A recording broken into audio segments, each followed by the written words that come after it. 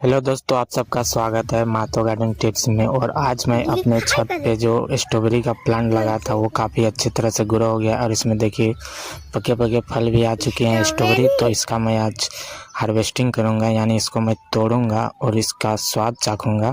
तो आप देख सकते हैं काफ़ी अभी फूल भी आए हुए हैं और बहुत सारा अभी छोटे छोटे आ चुके हैं।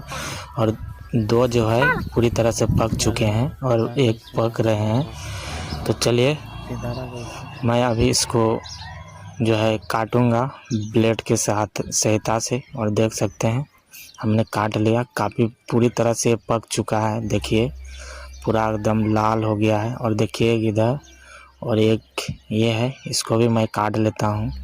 देखिए दो काफ़ी एकदम पक गए हैं, गैस देख सकते हैं।